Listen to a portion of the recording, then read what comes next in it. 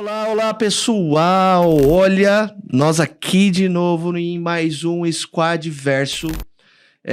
Sempre especial, né? Parece, né, Rafa? Parece que, Sim, tipo, a gente vai falando que todos especial porque é especial pra caramba mesmo, né? exato. É sempre um conhecimento novo, né? É um convidado diferente que traz uma visão desse mundo que a gente está explorando, né? Que a gente às vezes nem conhecia. Isso que eu acho legal, né? Essa troca. São E, tantas ideias que o Web3 ele nos proporciona, né, Rafa?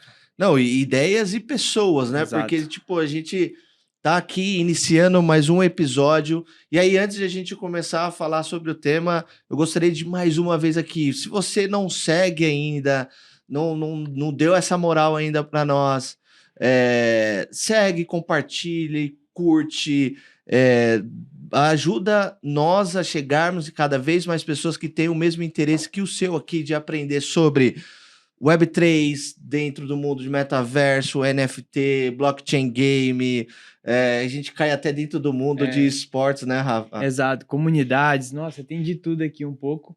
E muito pensando como essas tecnologias vão impactar no nosso dia a dia e já estão impactando, né?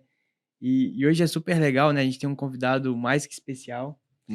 Sempre mais que especial. É, E sempre uma indicação, eu tava falando é, com um convidado que nós iremos apresentar aqui, e é sempre uma indicação constante, né, cara? É exato. legal que a gente começa a conversar com uma pessoa, e fala, pô, você precisa chamar esse cara. Aí depois você conversa com o outro, pô, você precisa chamar esse cara. Assim, beleza, É, vai ter na agenda aqui, ele vai estar com a gente, puta.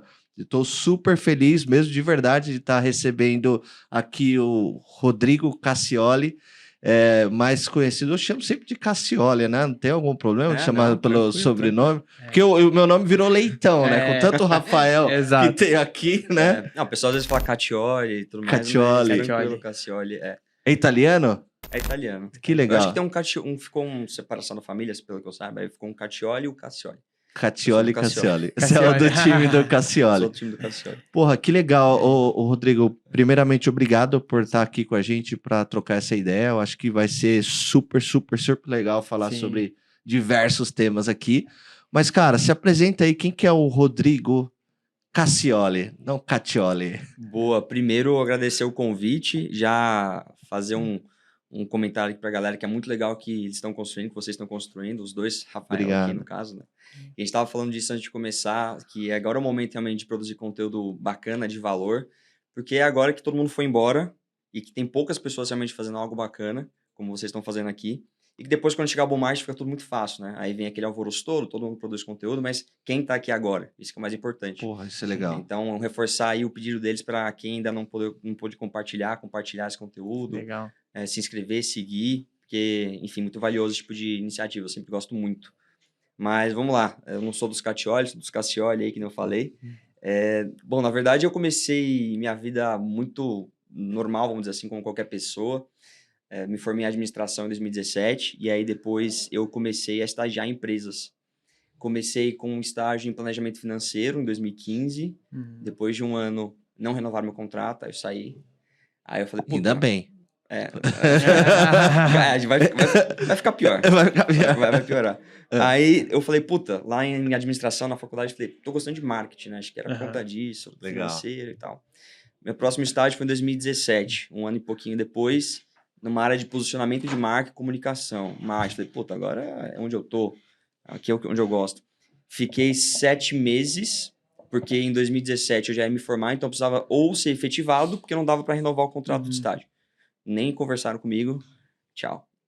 Então, 2 estágios aí, saí de ambos.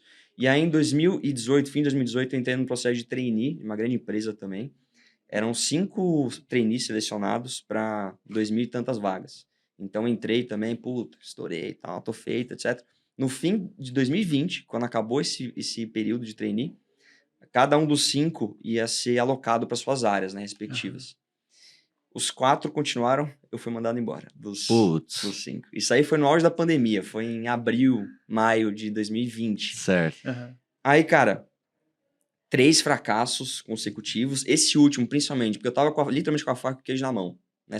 Eram 5 selecionados. Não era possível que eu não continuei, né, na minha cabeça. Aí veio aquele sentimento, né, de, pô, sou um fracasso, por que eu não vou pra frente? Todo mundo crescendo ao meu redor. E eu comecei a relembrar, assim, de algumas coisas da minha infância, que era meio que um cambalacheiro ferrenho, né? Então, tudo que eu podia vender, eu vendia. Vendia desenho, vendia cartinha Tava de no Yu-Gi-Oh! sangue já. Só que acabou ficando perdido ao longo do tempo, porque eu fui seguindo a carreira tradicional. Aí eu falei, cara, tô no meio de uma pandemia, tô dentro de casa, não posso sair, já tô sem emprego mesmo, vou fazer o quê? Naquela época eu tava gostando muito de investimentos, né? Acompanhando Primo Rico, Breno Perrucci, essa galera do mercado tradicional.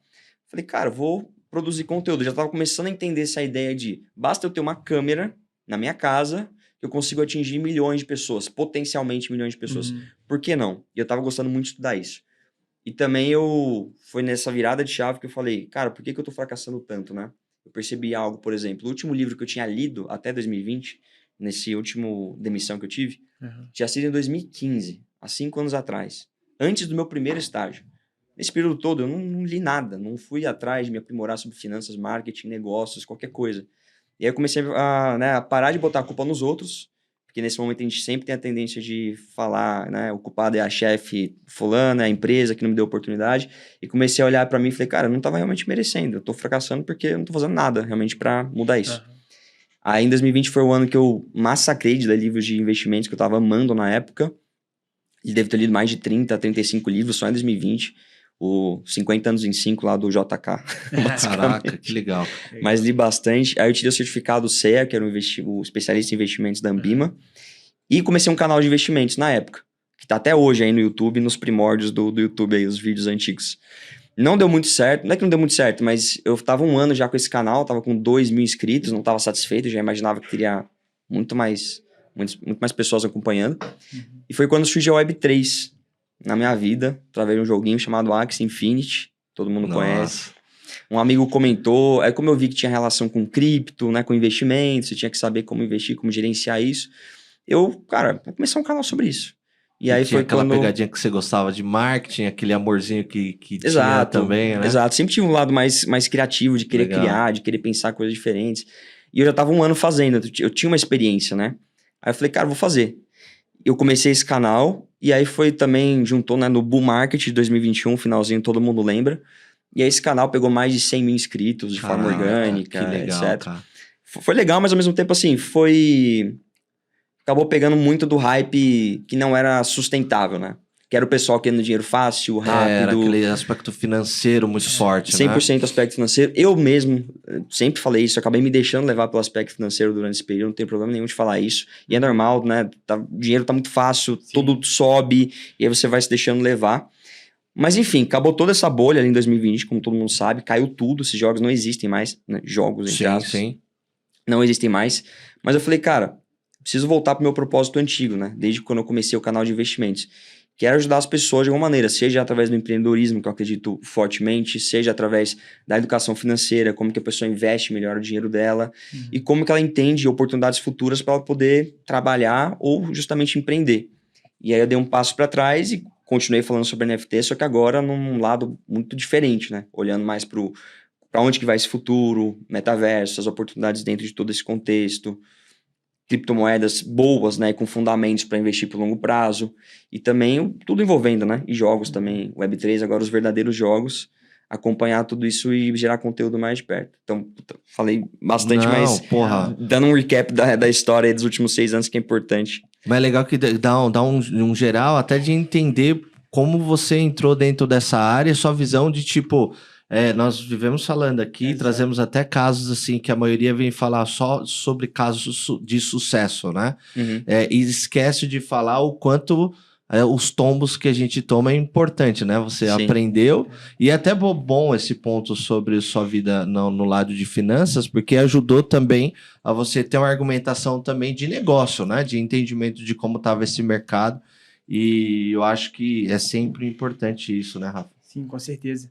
E eu quero aproveitar e o Rafa que gosta de falar de finanças aqui, cara. Esse é o cara da finanças. Show, bora. Acho que aproveitando um gancho, eu já queria trazer um tema que a gente acho que nunca discutiu aqui no canal, que eu acho super relevante, que você falou que hoje investe, né, em criptos que tenham fundamentos por trás. O que significa isso? Como que você hoje avalia que uma cripto ela tem um fundamento ou não? Qual que é esse processo hoje de avaliação no investimento ou não em uma moeda? Cara, tem alguns fatores. Vamos lá, vou tentar construir aqui meio no improviso. Um dos principais pontos que eu olho, principalmente, é a equipe.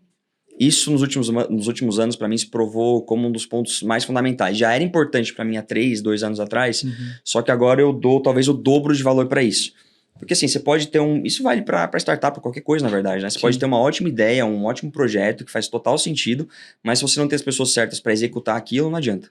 Não vai dar certo. Da mesma maneira, às vezes você tem uma ideia que não é tão boa assim, mas que a equipe que está por trás executando ela é tão boa que ela vai saber pivotar, ela vai saber executar da melhor maneira e aquilo vai virar uma mina de ouro, o projeto vai andar muito bem. Então a equipe, eu já dava um valor forte antes, agora talvez eu colocaria como uma das primeiras coisas a ser olhada. Quando você olha a Polygon, por exemplo, todo o ecossistema que eles estão construindo, você vê que eles têm uma equipe de desenvolvimento de negócios assim, absurda. Eles têm liderança em basicamente todas as áreas de cripto do futuro, de Layer 2, desde, para não ser muito técnico para a galera, mas de escalabilidade da rede Ethereum. Eles estão construindo um ecossistema com diversas soluções e uma equipe de negócios que fechou com Disney, Starbucks, está usando as soluções da Polygon e várias outras empresas gigantes. Então, só dar um exemplo para ilustrar. Mas, cara, além da equipe, obviamente, acho que tem que olhar o tokenomics do projeto. Você não quer investir numa moeda que ela vai ter inflação de 40% ao ano ao infinito. Então, não necessariamente você tem que buscar uma deflação.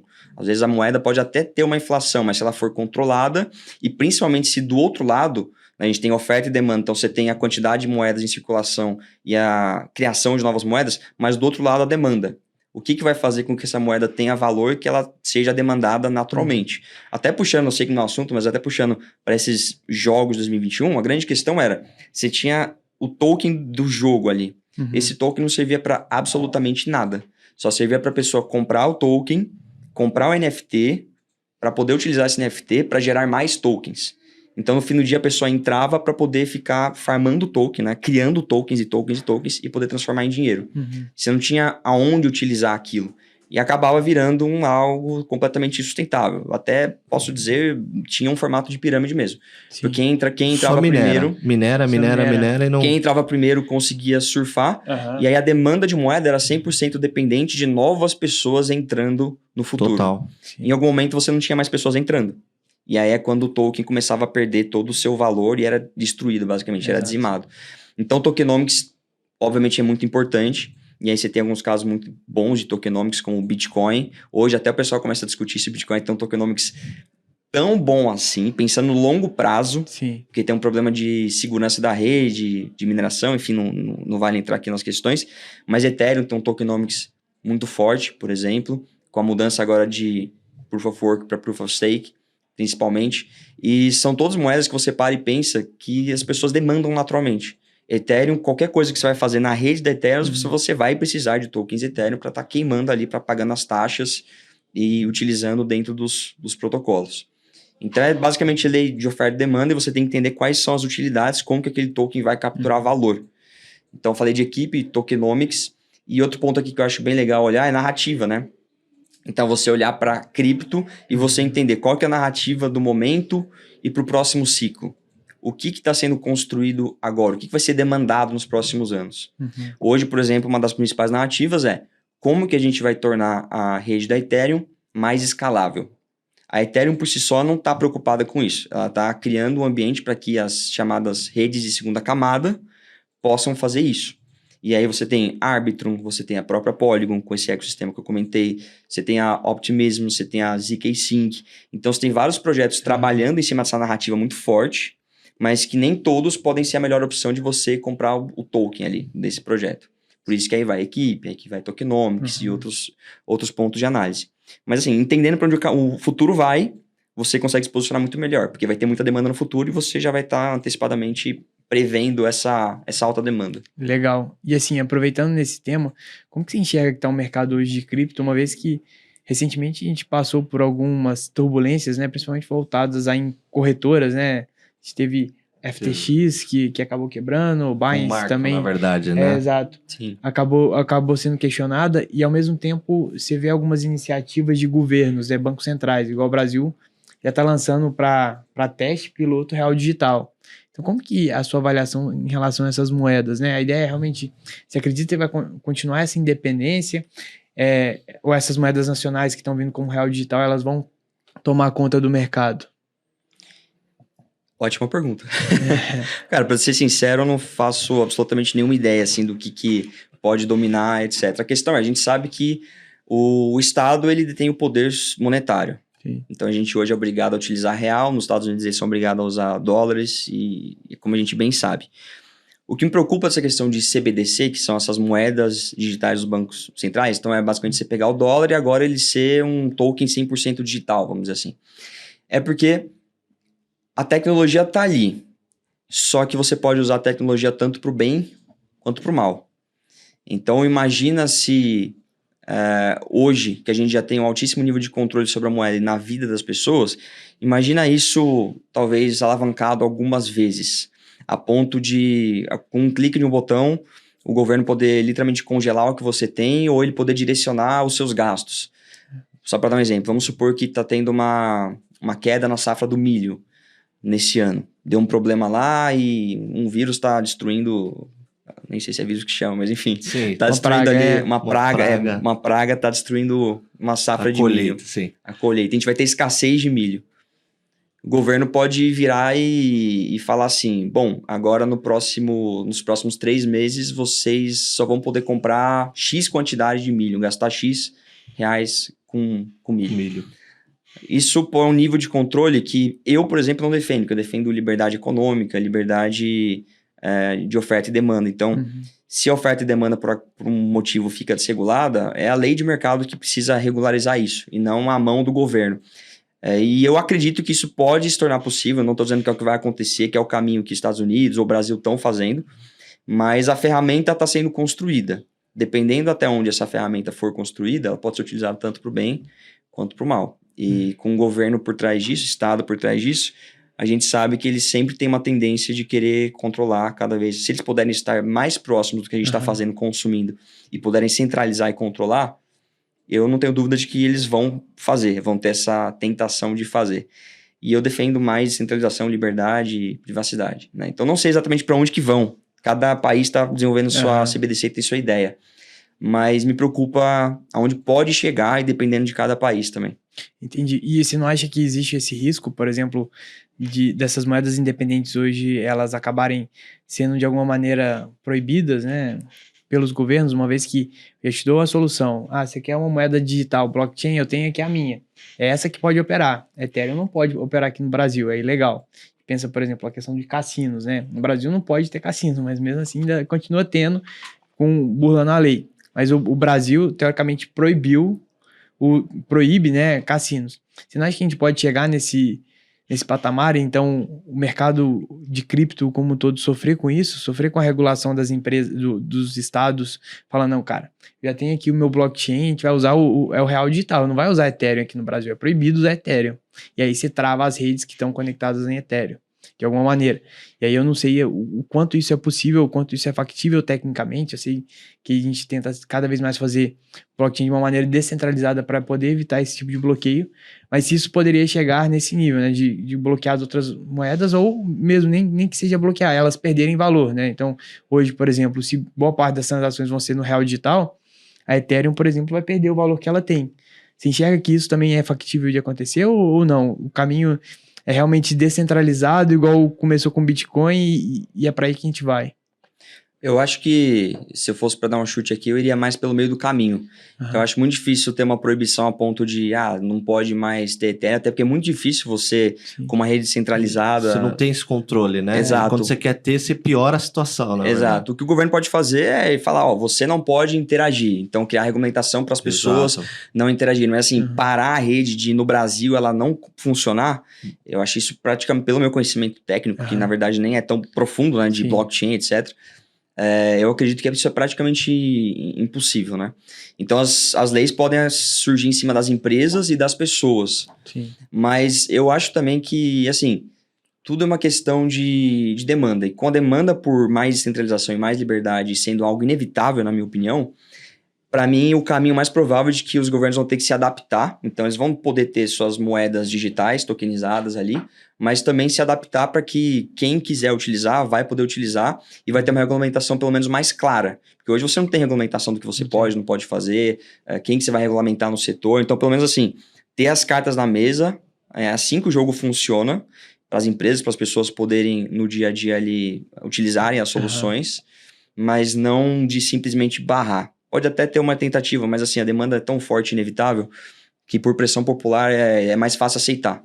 Eu acredito que vai ser mais fácil os governos aceitarem. E até uma situação a nível global, né? Porque a gente não está falando só de um controle pequeno no qual você tem uma demanda muito baixa, uma demanda muito alta, descentralizada. Sim. E que é difícil você bloquear, né? E eu vi até alguns governos tentaram, por algum momento, bloquear algumas ações que estavam vinculadas à blockchain. E quando eles tentaram fazer isso, aumentou o mercado. Hoje acontece até no mercado de apostas, né? Muitos governos, inclusive no Brasil ainda, é proibido, né? Por isso que os servidores ficam fora.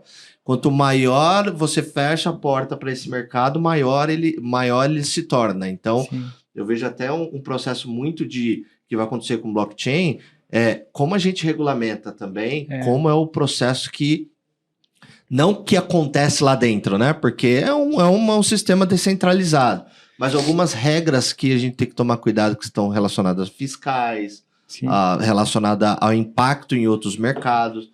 Eu acho que a Cassioli falou uma coisa interessante. Eu acho que tem convívio para os dois lados acontecerem, né? Pô, se eu quiser comprar uma moeda que está relacionado à questão do governo, que é o termo que você falou, que eu esqueci aqui. CBDC.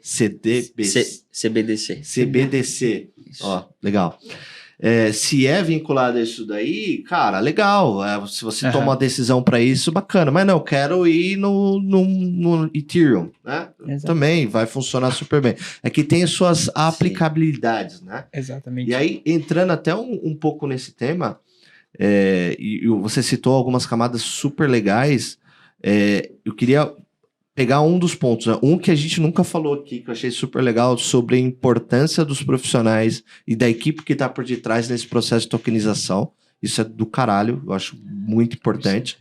E eu nunca tinha visto pelo ponto de vista de como você... É como você vê uma empresa mesmo que vai ter um potencial, então eu vou investir em você, eu vejo, beleza. O que tem por detrás ali do motor, né? Quem que vai fazer? Sim. Esse é um ponto que eu queria explorar mais com você.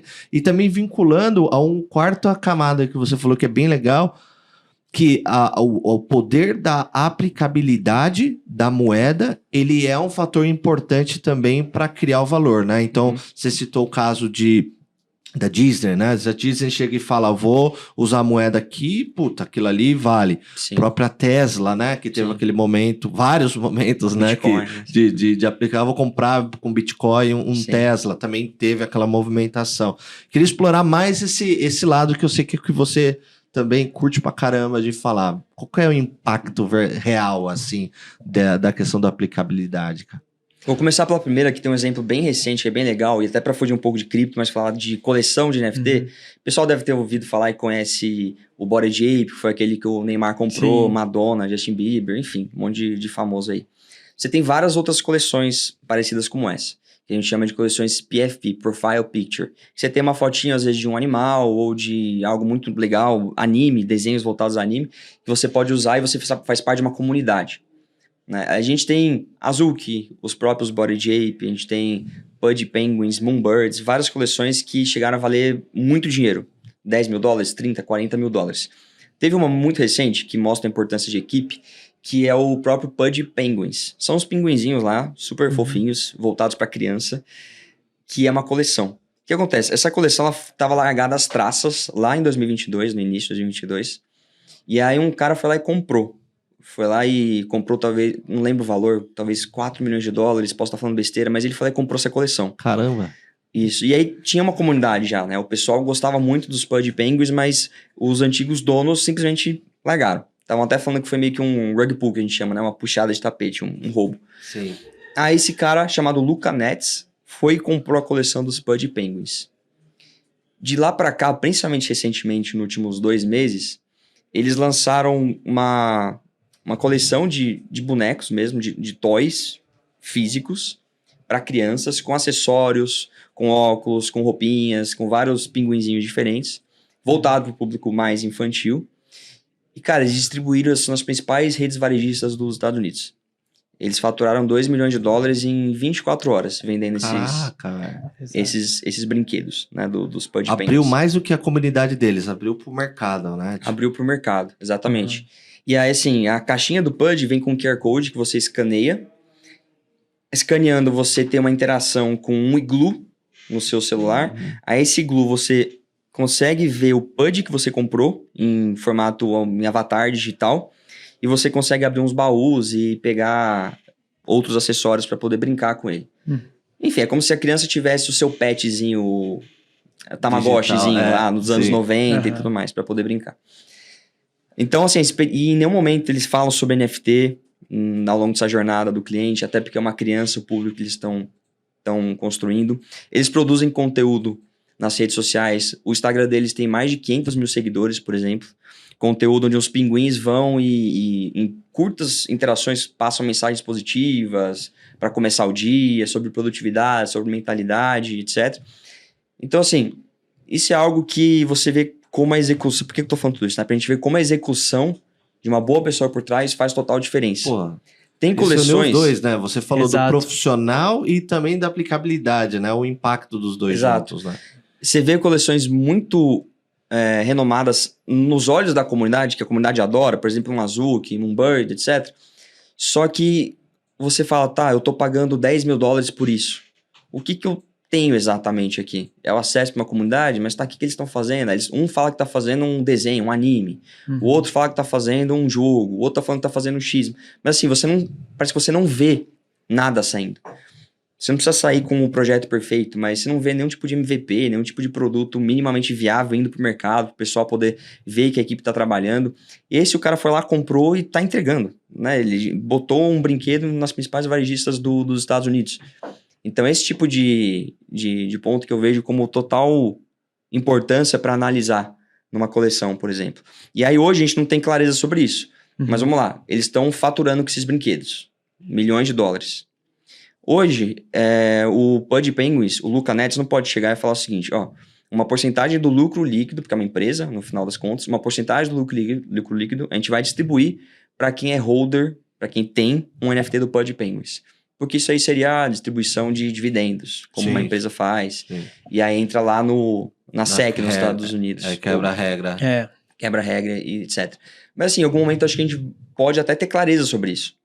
E pode até existir a possibilidade, sim, de faturar uma parte do faturamento do lucro líquido ser distribuído para quem tem um dos NFTs do Pudgy Penguins. E você tem 8.888 NFTs. É diferente de uma ação de uma empresa que você tem centenas de milhões de ações no mercado. Você tem uma quantidade pequena de NFTs. Então, imagina se a empresa fatura milhões e uma porcentagem desse lucro vai para apenas 8.888 pessoas. Pode ser uma fonte passiva, né, dividendos mesmo, muito interessante, que hoje não funciona, mas pode funcionar no futuro, sabe?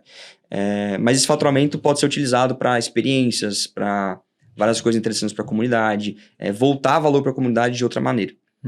Legal isso, porque a gente até estava falando em alguns episódios aqui sobre essa aplicação no mesmo modelo para o fundo imobiliário. Então, quando você vai comprar ou alugar alguma coisa, fazer nesse modelo tokenizado, né?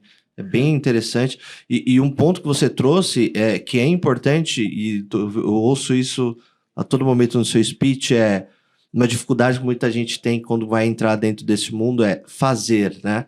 Porque assim, muito a gente fica nesse aspecto de lançar uma coleção e vamos ver o que vai dar essa coleção. Sim. Mas o que tem além disso, né? Porque é muito complexo, né? Queria que você falasse também nesses desafios que você vê também nesse desenvolvimento de comunidade, né? Porque, cara, você vai lá, lança uma coleção e às vezes muitas pessoas acham que é só ir lá, fazer todo esse trabalho de design, de fazer todo esse processo, né, de implementação dentro da rede e etc. E acabou.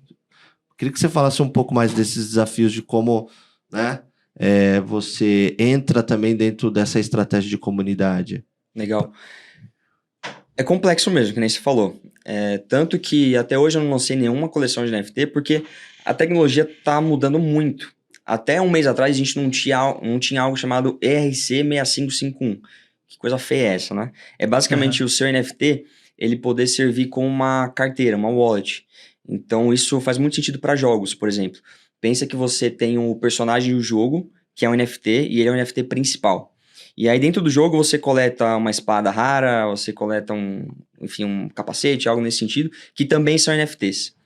Antes desse novo protocolo, cada item desse, o personagem, os itens, eram NFTs em separado. Agora você pode fazer com que o personagem seja o NFT e tudo que você coletar que também é NFT vai ficar abaixo dele, como se fosse acoplado a esse legal. NFT principal, porque ele serve como wallet. Né? Então, se você, por exemplo, quiser negociar esse personagem depois para uma outra pessoa vender, você vende ele com todos os itens que você quiser, porque é como se tivesse tudo junto num único pacote, vamos dizer assim. Como se você consegue empacotar vários NFTs dentro de um. Então, assim, isso é só um exemplo. Eu nunca lancei coleção justamente por ter essa humildade de falar, cara, daqui um mês vai estar diferente. Daqui 3 meses vai estar diferente. E assim, eu sei que isso vai continuar acontecendo. Mas é isso que os projetos também precisam pensar. Primeiro, se faz sentido lançar uma coleção para o que eles estão querendo desenvolver. Porque muitas vezes a resposta vai ser, não faz sentido. Já tem soluções Web 2 que resolvem o problema. Boa. Isso é algo que eu tô pensando bastante recentemente, né? O quanto que a gente, por estar inserido, a gente tem o viés de confirmação, de ser apaixonado por NFTs, a tecnologia, mas o quanto será que, pelo menos hoje, faz sentido usar ou não? Ou usar uma solução de Web 2? Você tá falando uma coisa poderosa. Eu tô pensando, pô, será que algumas coisas a gente tá gourmetizando um pouco os NFTs pro que a gente tem de tecnologia hoje? Você falou tudo. Porque, por exemplo, comunidade, né? Você perguntou de comunidade especificamente. Você pode comprar um NFT e esse NFT vai te liberar acesso para uma comunidade, para um Discord, por exemplo. E lá você vai ter o seu grupinho, que todo mundo tem o mesmo NFT, e conversar sobre um assunto, enfim, fazer várias coisas. Mas assim, tem plataforma hoje em Web 2 que você faz uma assinatura e você tem o acesso para uma comunidade. Ou você pega o WhatsApp, faz aquele grupo, agora Exato. tem o grupo no WhatsApp também. Exato. Então, assim, tem o benefício do NFT que o ativo é da pessoa. Então, se a pessoa quiser vender no mercado secundário, ela vai vender o acesso. Que no Web 2 você não paga a assinatura de um membership, né? Para entrar na comunidade, depois você vende aquilo. Não, você tá pagando e o dinheiro vai simplesmente pro criador daquela comunidade. Então, é óbvio que tem o valor. Mas, assim, o valor que a gente tem em NFT hoje, e também pensando na dificuldade tecnológica do cara ter a sua carteira, comprar um NFT. Aquela fricção do caçamba, Aquela né? fricção absurda. O cara ter a custódia de guardar 12 palavras-chave no guardanapo, que ficar preso na geladeira ou sei lá onde. Então, assim, é muita dificuldade de jornada para hoje pouco benefício percebido pelo usuário. Bom ponto. Não sei se eu me fiz entender. Não, só isso. Isso e também metaverso está dentro desse mundo também. Toda essa questão de fricção, mas continua aí. Exatamente. E no ponto de vista de quem está criando o acesso para a comunidade, se ele cria NFT, ele está vendendo os NFTs para a comunidade e depois ele vai ter royalties daquilo, que é super legal. Então a galera vai vender os passes, compra e venda, e isso está gerando royalties. Esses royalties vão direto para a carteira do criador automaticamente. Beleza, super legal. Mas, cara, é melhor ele ter royalties de 5% do valor de uma venda, que ele não sabe quando vai acontecer, ou é melhor ele continuar vendendo mais assinatura, e mais assinatura, e mais assinatura, que ele tem previsibilidade de receita e etc. Então, assim, o royalties é super legal, mas o criador não vai deixar de vender mais assinaturas porque ele precisa fazer receita. Né? Ele pode escolher vender 100 NFTs, 100 passos para uma comunidade. Mas, assim, ele vai se ele vai se limitar a 100 acessos para sempre? Será que em algum momento ele não vai querer abrir 200 acessos, 1000 acessos? Porra. Provavelmente ele vai. Ele vai querer vender mais. E isso pode frustrar a comunidade, porque se você tem 100 NFTs que dão acesso a uma comunidade, o cara vai lá e cria mais 100. Você tem o dobro da quantidade de NFTs no mercado. Então, teoricamente, o preço tem que ser cortado pela metade, por lei de oferta e demanda do que aquilo vai. Então, a comunidade que estava ali antes e tinha um valor percebido por aquele NFT, agora não vai ter mais aquele mesmo valor percebido, porque mais pessoas estão entrando. Eu não faço mais parte de um grupo exclusivo de 100, agora são 200, agora são 1000. E se o criador não toma cuidado de alinhar isso com a comunidade, em algum momento eu vou vender mais, se preparem, né? Não é só 200 que estão aqui dentro, não são só 100. Isso pode gerar depois problema, porque Total. Problema de comunicação, de transparência, de fricção no meio de todo esse caminho. Então, assim, eu adoro a ideia dos NFTs, mas pela limitação da tecnologia, da percepção dos benefícios e vários ainda entravezinhos no meio do caminho, esse ponto eu acho que pode ser um pouquinho gourmetizado hoje. E com o Web 2 resolve talvez muito. melhor hoje. E você falou um caso, antes de passar a palavra, desculpa, claro. Rafa, para não fugir, porque eu gosto muito desse tema, por eu estar no meio da estratégia de e-commerce, que quando se começou a gourmetizar o modelo de token gated commerce, né, que eu acho do caralho, eu acho legal, mas eu tô dentro desse mundo, né? E aí teve uma palestra que eu fui convidado para estar junto com o diretor do Shopify, que começou com aquele case do Doodles, né? Ele trouxe que foi uma puta revolução, token gated commerce, que é esse modelinho que você cria essa recorrência, no qual você cria todo esse histórico para ter acesso a alguns produtos e alguns assets que tem dentro de e-commerce, como você unifica produto digital com e-commerce, etc. E sempre quando eu estava estudando sobre esse tema, eu sempre ficava pensando, cara, hoje existe um programa de recorrência, hoje existem tecnologias de recorrência dentro do e-commerce, né? Você tem essa facilidade, você tem esses assets já no mundo Web 2. Então, eu entro dentro de uma reserva, eu sou um clube, faço parte do clube da reserva, e aí, cara, eu vou, faço minha assinatura e tenho acesso àquele tipo de produto. Eu falei, então já tenho meio caminho. O que eu não tenho é essa facilidade de ter o processo de tokenização, não estou falando nem de NFT, de nada, nem de blockchain, vou citar aqui, né? Tem esse processo de tokenização para facilitar a ter a um certo tipo de produtos o acesso de uma maneira mais simples. Só que eu falei, beleza, até aí tá legal. Mas para ter essa tokenização, eu passo por vários processos. Eu tenho que ter minha carteira, eu tenho que comprar Ethereum. E para fazer tudo isso daí são milhares de passos, grande parte de hora. Então, qual é o benefício de ter isso? Como você falou, é gourmetizado, é legal pra caralho. Só que assim, qual o caminho, né? Por que eu não penso numa maneira de tokenizar para facilitar o processo de loyalty dentro do e-commerce?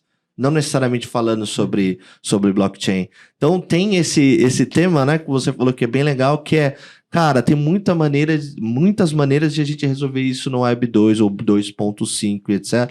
Porque às vezes quando você começa a falar, vamos fazer no modelo Web 3, mas cara, você pensou na estratégia, não na ação, né? Pensa na estratégia como um todo, né? Bem legal esse ponto. Não, super legal. E Rafa, acho que complementando, sempre gosto de fazer um paralelo, né, assim, na minha cabeça. Quando eu olho, por exemplo, NFT, sempre vem na minha cabeça a parte de obra de arte, né? Então, tem uma NFT obra de arte. Com os colecionáveis artísticos. Exato. Então, assim, pensa, hoje uma obra de arte, por que alguém gasta milhões numa obra de arte? Primeiro, para ter um senso ali de exclusividade e mostrar isso para as pessoas, né? Então, você vai lá na minha casa, você vai ver minha obra de arte, fala, pô, você tem uma obra aqui do Picasso, que coisa legal e tudo mais, você sobe o seu status. Então, isso, se a gente for pensando em NFT, é muito difícil a pessoa ter isso, uma vez que tem que acessar a carteira, não fica tão exposta quanto uma coisa num quadro na sua casa. E outra é a questão financeira, né? Você compra pensando na valorização que aquilo pode ter no futuro e para poder comercializar. Isso no NFT também entendo que existe esse caminho. Mas na minha cabeça, o que eu não vi ainda projetos, né? Eu acho que esse que você comentou, ele é um pouco diferente e mostra isso, o pensamento, eu acho que ele ainda está muito no físico de obra de arte e não está no digital. O que o NFT ele pode agregar a mais? Não é simplesmente eu ter aquela posse para ser exclusivo. O que mais que eu posso ter com NFT? E muito mais uma coisa constante do que simplesmente uma vez só. Então, quando eu penso numa obra de arte, eu pintei um quadro, aquilo vai ser tem um quadro só e acabou. O NFT não. A partir do momento que ele gera uma comunidade, que ele cria uma comunidade, ela precisa ser fomentada de uma maneira recorrente. Então, é uma NFT, de alguma maneira, ela precisa envolver para que aquilo tenha uma recorrência, e o fato de você ter aquela NFT gere outros valores para você, que não seja só ter a NFT na sua carteira, porque realmente é todo complexo o processo. E muitas vezes eu vejo que a pergunta que a gente faz beleza, a NFT aqui, ela vai valorizar ou não? E poucas pessoas pensando, cara, como que eu consigo fazer uma NFT diferente do que seja tradicional? Simplesmente vou gerar as imagens, subir a coleção e acabou. Não.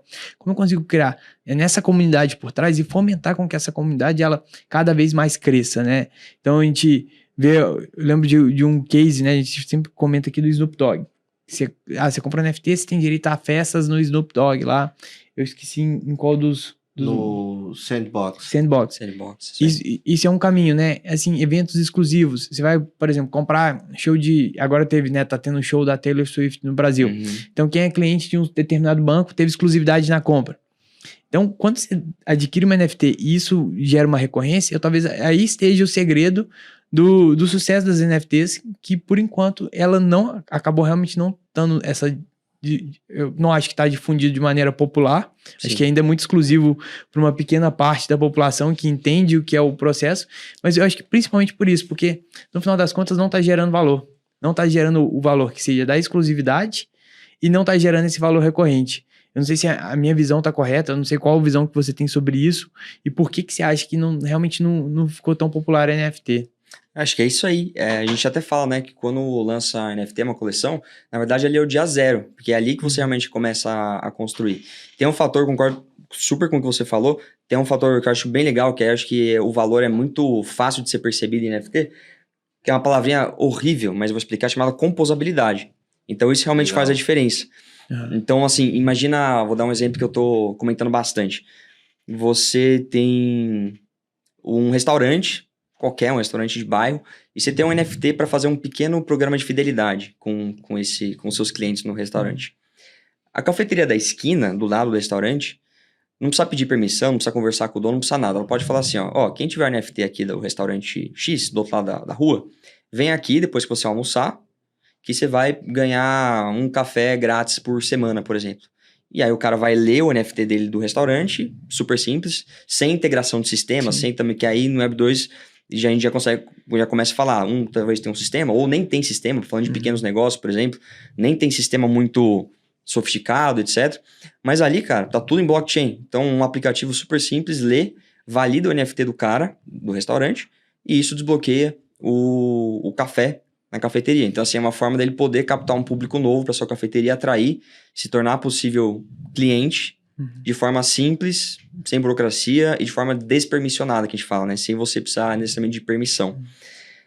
Tem um exemplo rápido lá falando de programa de fidelidade. Tem desde o Starbucks, que é uma empresa gigantesca, quanto uma cafeteria chamada Atlas Coffee, de bairro, lá nos Estados Unidos.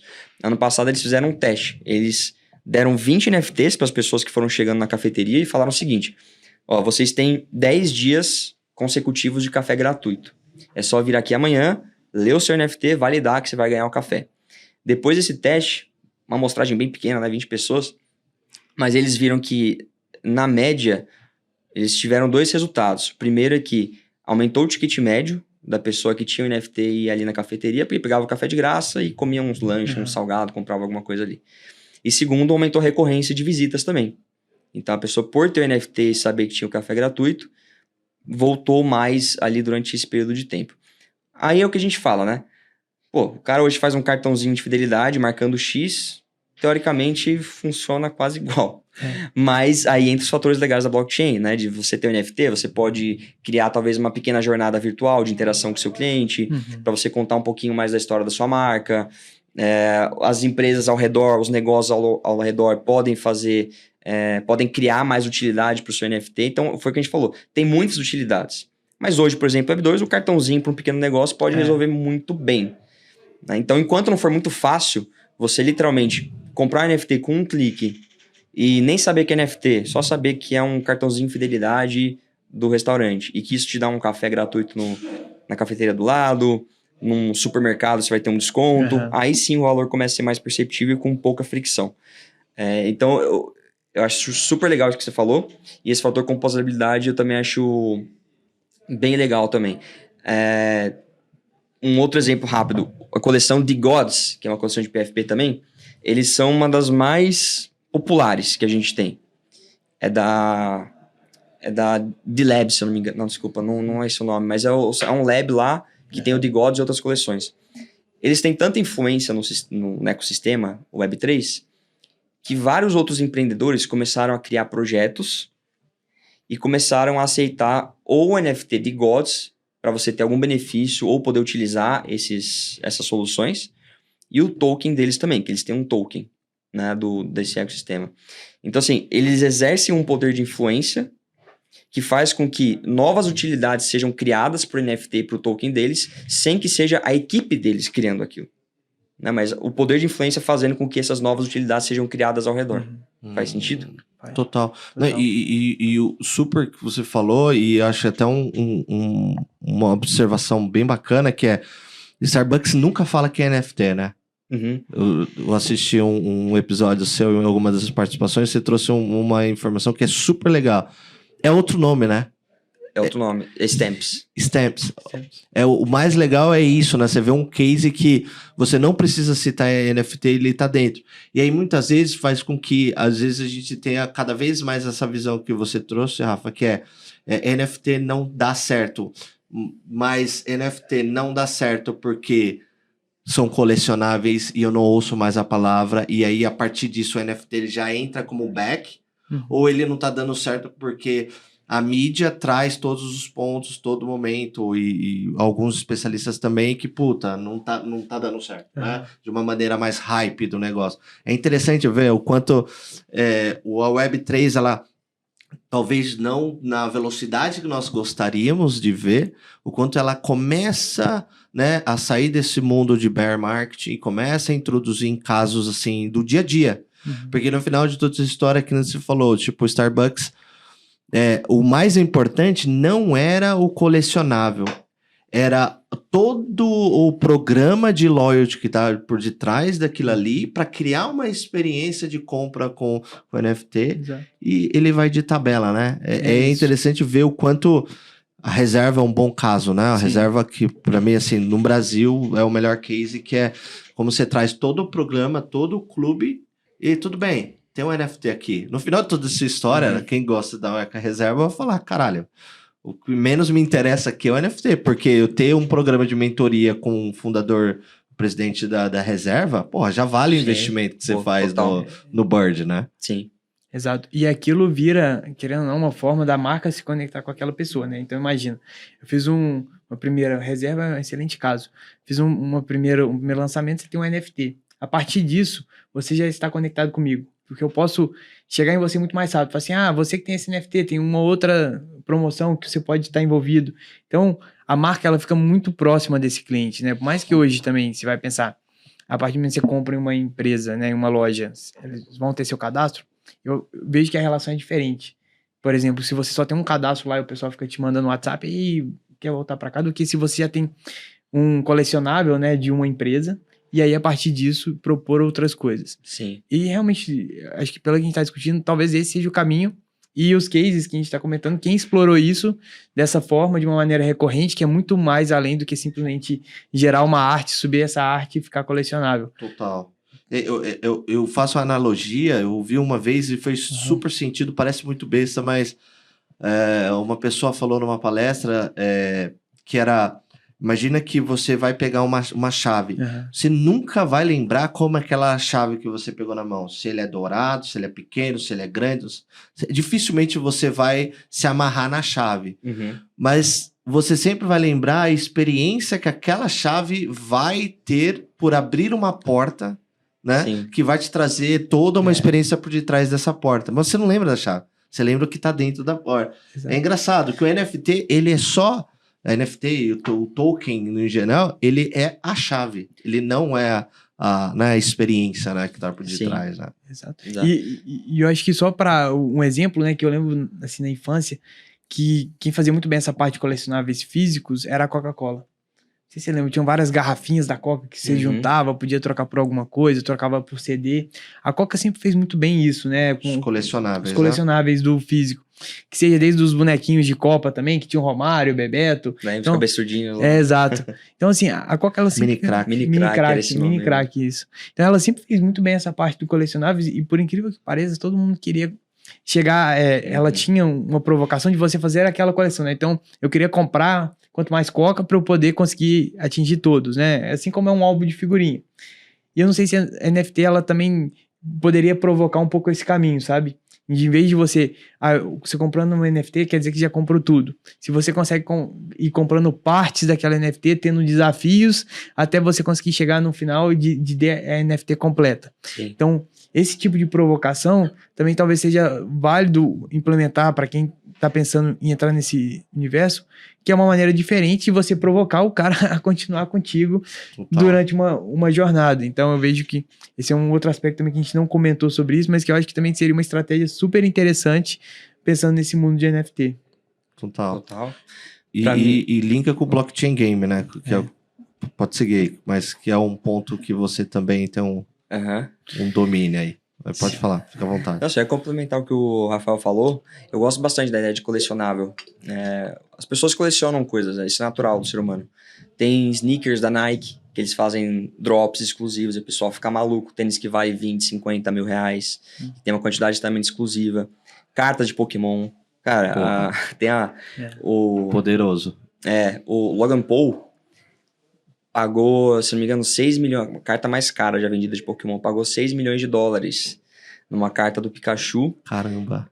Que foi feita lá em 98, se eu não me engano, antes da primeira coleção, que foi uma versão de celebração, que, se não me engano, eram 25 ou 28 cartas, ilustradas à mão por um cara lá. Então, assim, se Pokémon hoje não representasse nada, isso aí não ia valer nada. Então, só vale alguma coisa porque todo mundo sabe que é Pokémon, o poder da franquia, dos jogos Bom e tudo. exemplo. Exato. Então, assim, como você tem um colecionável por um colecionável, não vai valer nada se não tiver algo maior por trás. Sim. O poder de uma franquia, de uma marca. Então, como a gente tá falando de Pokémon e de algo, especificamente de Pokémon, dos anos 90, talvez umas primeiras cartas feitas, tem gente que vai falar, cara, pra que eu vou ter uma carta de Pokémon? Mas tudo bem, tem gente que é fanática por Pokémon e é ultramilionário que vai pagar milhões pra ter uma carta antiga. É assim que as coisas são. E agora você consegue ter... E tudo a gente tá falando de escassez, né? Sim. Pouquíssimas cartas, algo muito antigo, que hoje não existe mais. É muito difícil você encontrar. Uma construção de marca em paralelo muito Exato. forte, que nem você falou. Né? Exato. Marca e comunidade, né? Sim. Exato. Então a gente tem... e sempre existiu lei de oferta e demanda, só que agora a gente consegue aplicar a lei de oferta e demanda no digital. Porque como a gente tem blockchain, a gente consegue ter escassez. A gente consegue ter, por exemplo, 25 Pikachus que vão existir na blockchain e quem tiver tem, por exemplo, se a Nintendo resolvesse fazer. E eu tenho certeza que Pokémon seria um caso, aliás, super interessante e colecionável.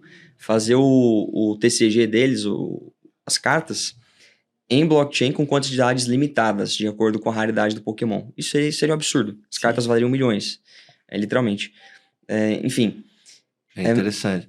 E você botaria muita criança também dentro desse mundo que né? Total. Pra quem é pai, meu filho coleciona, então ele ia me dar muito trabalho querendo que eu comprasse uma carta que no caso ia ser caro, inclusive. Né? Mas legal, cara. E me fala, eu sei que a gente já tá aqui, tipo, chegando já dando, né? Caramba, já? O tempo, a conversa é longa pra caramba. Nossa. Me fala aí o trabalho que você tem desenvolvido com o Blockchain Game, que eu sei que você também né, tá dentro dessa área aí, quais são as experiências e, tipo, o que você tem visto aí, principalmente dentro dessa área, como a galera tem explorado a Web3, né, dentro do mundo de games, né, que é um tema recorrente que a gente traz aqui e, particularmente, eu curto bastante. Tem alguns projetos legais, para ser sincero, eu não tô tão próximo mais desse mercado. Eu acompanho do que eu vejo no Twitter, às vezes paro para ler alguns artigos, mas do que eu vejo que tem legal, Illuvium, que está sendo construído desde 2021, é um jogo que a gente chama que é AAA, ou seja, qualidade gráfica, né, das melhores ali, nível do que a gente tem hoje, de melhor qualidade. Também no estilo Pokémon, então você coleciona os seus monstrinhos, mas ao mesmo tempo você tem uma jogabilidade de mundo aberto. Eles lançaram legal, hein? Eles lançaram alpha recentemente, acho que nem beta, acho que é alpha ainda, para começar a testar, e parece que o feedback foi bem positivo. Você tem alguns outros jogos legais dentro da blockchain da Immutable X, que é uma rede 2 da Ethereum, Ember Sword, por exemplo. Tem Gods Unchained, que é um jogo de cartas, que nem eu falei, faz total sentido, cartas, né, em NFT colecionáveis. E aqui no Brasil eu decidi ajudar um projeto como advisor que é o Cursed Stone, projeto que eles estão com um propósito muito além de fazer um jogo, mas realmente criar possibilidade para que as pessoas possam ter uma renda extra de forma sustentável. A economia do jogo foi ultra minimamente pensada, então basicamente é um MMORPG, pensa num Ragnarok lá das antigas, só que com um gráfico melhor. Muito parecido com o Ember Sword, pra falar a verdade. E lá você tem as classes, né? Você tem guerreiro, mago, arqueiro, mercador, por exemplo. E um depende do outro. Então, se você tem você é guerreiro, por exemplo, tem uma espada, essa espada vai se deteriorando com o tempo.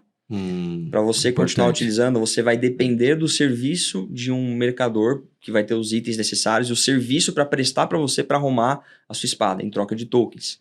E aí o mercador, em contrapartida, vai comprar determinados itens para poder criar uma poção ultra poderosa, para vender mais caro para os outros. Então, a economia desses jogos já era muito bem feita, de Ragnarok. Se você pensa, o pessoal fazia comérciozinhos dentro do jogo, vendendo asas ultra raras, vendendo os itens que você precisava juntar para criar aquela asa, para criar aquela espada. A economia girava tudo ali dentro. Só que não tinha o fator blockchain, o fator de ter um token. Então, seu objetivo não é nem o token ter valor. É token literalmente de giro dentro dessa economia. Eu achei legal também, o NFT vai ser free mint, então vai ser gratuito. Eles estão envolvidos em vários projetos sociais, um deles chamando Block Death. Eles criaram uma linguagem de sinais para surdos Porra. da Web3. Não, que é legal. Né? Então, explicar termos como blockchain, NFTs, Chainlink, Ethereum, todas essas palavras, esse pessoal não sabia se comunicar até então.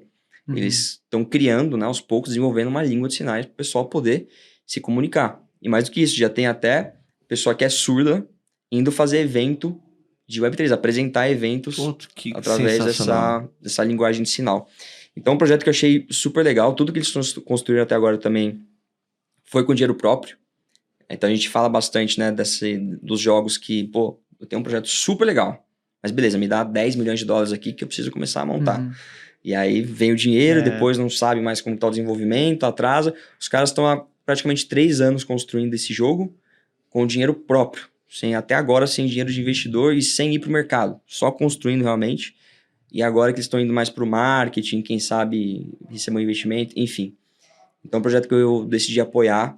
É bem legal, vale o pessoal dar uma olhada aí. Vai muito além de um jogo. É legal que o ecossistema que você falou financeiro dentro, ele se encaixa num propósito que já existe, né, de valor dentro do game, né? Que a gente costuma ver e entra até na discussão constante sobre o metaverso, que é vários metaversos tipo vazio, né? Justamente porque não tem uma proposta de valor. Por que eu vou ficar lá dentro? Por isso que o game agrega bastante, né? Tudo bem que você tem um metaverso fechado, né? Proprietário ali que rola o token do game, só que, cara, qual o propósito de valor que você cria para aquele blockchain rolar dentro de um metaverso, dentro de um jogo, mas que faça sentido porque a galera tá lá. Então, esse mecanismo que você falou, gamificado, né, de ter o mercador, de ter o guerreiro, ele faz muito sentido e a galera às vezes nem percebe que tá fazendo uma compra e uma transição lá, que tá imerso na lógica do jogo, né? Exato. Muito legal isso. Exato. E pra te falar assim, quando eu lembro da minha infância, o que me ajudou muito, porque eu parei para estudar tudo isso tem alguns anos, mas já estava mais ou menos implícito essa questão de, pô, por que isso vale mais? Por que isso é tão raro e as pessoas pagam? Tanto foi por causa dos jogos. Eu joguei bastante Ragnarok, joguei Habbo Hotel, não sei se o pessoal vai lembrar, mas tinha essas dinâmicas econômicas lá dentro. E essa é uma maneira que eu percebo, de verdade, de você poder ensinar o básico de uma educação financeira. Pode ser meio incrível isso, mas que a gente não aprende na escola. Às vezes você consegue aprender através de um jogo desse, entender as dinâmicas econômicas. Sim. O que eu até falei pro pessoal do Cursed Stone, que eles vão aplicar, é de você ter temporadas onde, por exemplo, em determinada temporada vai ter escassez de determinado item. E vamos supor que lenha, por exemplo, que você pega em árvore, cortando árvore lá dentro do jogo. Vai acontecer alguma coisa e durante X meses a coleta de lenha vai ser cortada em 3/4, por exemplo. Você vai acabar com a produção de lenha. Automaticamente, todos os itens dentro do jogo que precisam de lenha para serem construídos vão ficar muito mais caros. E isso vai criando na pessoa, porque você tá vendo um pré-adolescente que tá jogando, mas ele não vai estudar a lei de oferta e demanda, mas ele vai entender que, lenha tá em falta. Então agora eu não consigo construir uma espada de madeira se eu não pagar 5 vezes mais. Isso vai entrando na cabeça da pessoa para ter um entendimento econômico de forma sutil e divertida. E vai na criatividade, sabe por quê? Porque o cara vai ter que ser criativo para criar outras maneiras de solucionar isso aí também. Exato. Você força a pessoa também, tudo bem, é agora, como a gente soluciona isso, né? Exato. Que item que eu substituo agora, já que lenha tá tão cara, por exemplo. Porra. Aí o cara tem que pensar, tem que ir atrás. Isso eu acho, cara, sensacional. Eu nunca tinha parado pra pensar, eu comecei a parar pra pensar de que esses jogos das antigas, que eu vivi, porque eu era viciado nesses jogos, realmente, fizeram uma puta diferença na minha vida. De verdade. Legal. Legal. Isso é importante, né? E dá para fazer um experimento, né, científico até. Por exemplo, como que as pessoas se comportam nesse cenário. Porque aí depois que teve uma escassez, aí volta a ter abundância, se as pessoas começam a guardar mais linha.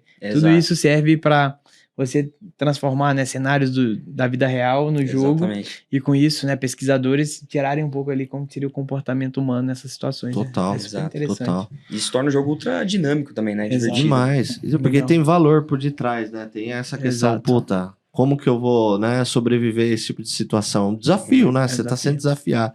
Exato. Rodrigo, vamos caminhando aqui já mais pro final da conversa. Queria, Caramba. tipo, uma pergunta mestre aqui, cara, Opa. porque a gente sempre gosta. Eu acho que é o principal para quem tá assistindo a gente aqui, sempre fica aguardando também. Cara, para quem tá entrando no mercado, né?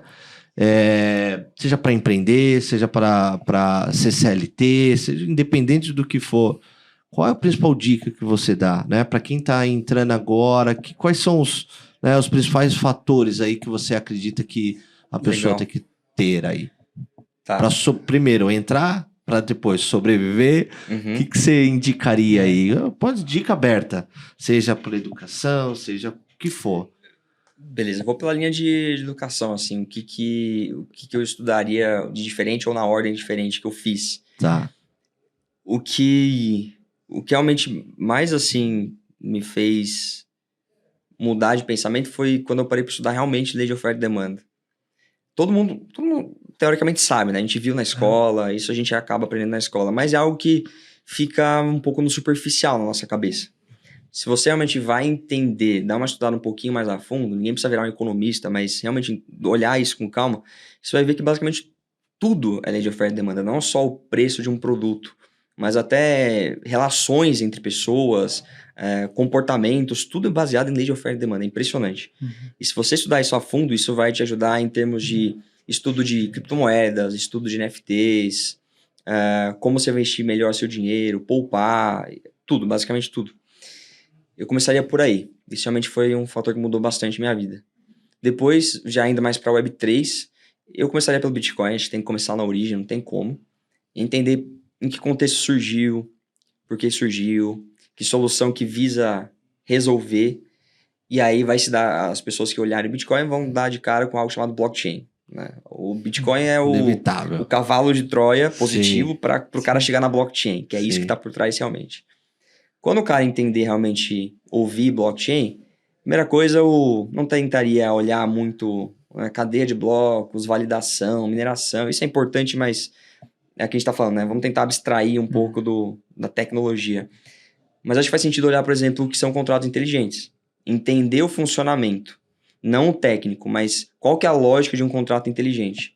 Que aí o cara vai começar a entender, por exemplo, um contrato hoje que precisa de 10 assinaturas, que precisa levar no cartório, numa blockchain, isso ali as regras estão ali, dentro de um código imutável, que é muito mais prático, muito mais simples e seguro do que deixar um papel num cartório, por exemplo. A partir do momento que ele entendeu o funcionamento de contratos inteligentes, ele vai começar a entender DeFi, por que faz sentido você tomar empréstimo, que hoje é muito mais complicado no mundo tradicional. Por que é muito mais fácil em DeFi, em finanças centralizadas, com blockchain. Ele vai entender por que muitos ativos estão sendo tokenizados, próprios ativos imobiliários, para dar mais liquidez, mais clareza, transparência, enfim, menos burocracia. Ele vai entender por que o futuro de jogos é inevitável, que se tenha NFTs nesses jogos do futuro, porque os ativos vão ser das pessoas, enfim.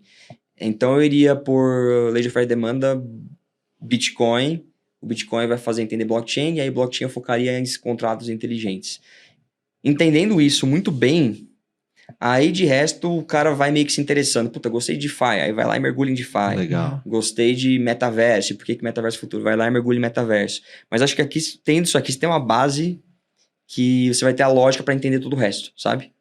Toda a mecânica, o base, exato, toda baseline ali de a como básica entrar. Pra depois, o que você for estudar, você vai ver, puta, faz sentido porque eu entendi contratos inteligentes. E você é o cara que curte bastante ler, tem alguma indicação de algum livro que você falou assim, em qualquer um desses temas que você falou, vai que vale o investimento de tempo? sinceramente. Até de oferta e Né? demanda e risco também de economia também é legal, interessante. De economia tem alguns. Tem economia é uma única lição. Tem também o que o governo fez com o nosso dinheiro. Bem legal, leitura fácil aí para entender, né, questão de dinheiro. Sobre blockchain em si, admito que eu tentei ler alguns livros ali de blockchain, nodes. Eu não sou técnico, eu não sou de Sim, blockchain, sim. então eu lia 10 páginas e nunca mais li. Então, o terceiro de economia é o Crash, uma breve história da economia. Foi um livro que também foi bem legal de ler. Falou de várias bolhas do passado que aconteceram, bolha das tulipas lá na Holanda, e desde o Crash de 1929. Mas é de fácil leitura, né? Não é um livro para ultra economistas, é só para você entender como que forma esses movimentos de exagero, etc. Porque aplica muito no nosso mercado também, né? Legal. Então é bem interessante. Fica a recomendação desses 3 livros. Sobre o blockchain eu vou ficar devendo, porque eu não leio nada muito técnico a fundo. E, primeiro que vem na minha cabeça, Fernando Urrich, que muita gente deve conhecer aí do YouTube. E eu também recomendaria o Richard Hittenban. Ele tem também a Convex Research, que é uma empresa de criptomoedas. Eu gostaria que ele produzisse mais conteúdo, Richard, que ele é excelente, mas ele é um pouquinho mais low profile. Ele produz quando ele quer, assim, sabe? Tipo, conteúdo. Esse é o melhor, né? Porque aplicando a lei da oferta e da demanda. Da escassez. Você fica na demanda pelo cara. Puta, Richard, faz mais, cara. Faz mais, né? Mas os dois, assim, que eu respeito demais o trabalho. Legal, e me inspirou bastante. Que legal, cara. E me fala como que nós encontramos você. Tipo, cara, não passa o número do telefone, eu sempre brinco aqui que vai ter tentativa de golpe de WhatsApp aí que tá na moda, né? Não, tá complicado. Tá. Rod Cassioli. Cassioli é Cacioli. Só botar Rod Cassioli, Instagram, Twitter, YouTube, que encontra aí. E os projetos? Fala um pouco até o do Kobe. Da Kobe. Isso, da Kobe. Fala um pouco mais aí desse desafio. Pô, maneiraço. A Kobe, a gente começou tem pouco tempo, tem 8 meses. Hoje a gente basicamente funciona num formato de agência de marketing, só que a gente foca mais na parte, mais não, né? 100% da parte de retenção. Então a gente não adquire clientes, a gente não faz postagem em rede social, esse gerenciamento, a gente faz da aquisição para frente, em diante. Como que cada pessoa que está se comunicando, interagindo com a empresa, com a marca, como que ela consegue ver um propósito de valor, se ambientar melhor, co-criar com a marca, entender mais da história e, consequentemente, aos poucos, né, um processo que não é do dia para a noite, mas aos poucos criar maior amor por aquela marca. Isso se reflete em aumento de satisfação, maior LTV, né, que é o quanto que aquele cara gasta no ciclo de vida com aquela empresa, e marketing orgânico, que é mais poderoso. Então, se você tem membros mais apaixonados pela sua marca, você tem marketing orgânico muito mais forte, que é ele falar para amigos, familiares, e isso é muito mais poderoso que qualquer ads ou qualquer panfleto que você sai distribuindo. Então, a gente funciona no formato de agência hoje, só que é um formato onde a gente não consegue atender tantos clientes assim, porque depende de pessoas boas que saibam trabalhar dentro dessas comunidades, etc. Então, em paralelo, a gente também tem um produto que a gente está desenvolvendo, que hoje é um dashboard de analytics. Então, você consegue ter na palma da mão informação sobre seu Discord, basicamente tudo. Número de mensagens enviados ao longo do tempo. Isso é importantíssimo. Legal. O sentimento da comunidade, quais membros estão interagindo entre si, níveis de interação entre membros, para você entender quais são as subcomunidades que estão sendo formadas ali dentro, e você até poder fomentar isso. Você consegue ver quais canais estão sendo mais ou menos utilizados, para você saber qual canal remover e deixar a comunidade mais simples, por exemplo, mais simplificada. Cara, uma varredura completa que a gente transforma isso em dados importantes. Tipo um social listening do Discord. Exato. Né? E aí um community manager ou fundador, quem tiver encarregado pelaquela comunidade, consegue ter muito mais munição, né, para poder tomar decisões aí do que fazer. Não só um social listening, mais analytics junto, principalmente analytics, né? Porque tem essa pegada. E como que sabe, como a gente consegue saber mais sobre a Kobe? Tipo, tem um site que você... Site a gente está construindo, então não sei quando exatamente vai pro ar o podcast, talvez esteja pronto, mas é wearekobe.xyz. Kobe é C-O-B-Y, tá? Tem gente que acha que é tipo Kobe Bryant, uma coisa assim. Que é uma marca forte, né? Mas é C-O-B-Y. Tá. É simples, C-O-B-Y. Através Então, do seu LinkedIn também dá pra achar chegar lá. tudo mais. Mas Instagram também, Twitter, @WeAreKobe. E é isso aí. Aí Show dá de pra bola. achar lá facinho. Ô, Rodrigo, muito Boa. obrigado pela presença. Realmente foi um bate-papo Bom, excelente. A gente que abordou agradeço. diversos temas, né? E é legal isso, né? A gente começa e aí com um tema vai desarrolhando. Ixi, tinha coisa pra Várias caralho coisas, pra falar né? aqui. Dá pra Pra falar falar ainda- de Create Dá pra ir Economy. 3 horas aí. Porque Exato. você é um creator nativo, né? Você teve os seus, Eu gosto seus bastante negócios. dessa tese Exato. também. Eu gosto É bastante. bem legal. A gente vai ter que marcar de novo para falar de outros Pô, temas. exatamente, Vai ser um com prazer te 100% receber aqui. bom, contem comigo. A casa é sua, cara. Quando precisar, estamos aqui sempre de portas abertas aqui pra gente. E não precisa de NFT pra acessar, tá? Aqui tranquilo. aqui é mais simples, né? exato. Menos fricção, mais Não, o tranquilo. WhatsApp a gente resolve. Mas, galera, você que chegou até aqui conosco, curtiu esse papo, manda aí, comenta, compartilha, segue aí nossa página. Também o nosso Spotify aí, que sempre o conteúdo atualizado sobre diversos temas que nem nós falamos aqui, né? Infelizmente, o tempo é curto aqui, tinha muita coisa para conversar, mas, Rodrigo, muito obrigado aí, cara, por dedicar Eu esse que tempo agradeço. aí, por compartilhar seu conhecimento com a galera, embora eu sei que você é um grande produtor de conteúdo e ajudando essa comunidade aí a crescer de maneira mais profissional, isso é muito legal. Obrigado aí por estar dentro desse mundo aqui, dentro dessa comunidade para nos ajudar, cara. Valeu. Pô, Valeu, é só mano. agradecer o convite. Realmente gosto muito do que vocês estão fazendo. Que Vou bom, compartilhar cara. bastante. Continuem e, cara, contem comigo aí. Próximas a gente Que legal. volta com certeza. Com Fechado. certeza. Portas Combinado. abertas. Fechou? Valeu, pessoal. Valeu, pessoal. Um grande Até a abraço. próxima. Tchau, tchau. Valeu.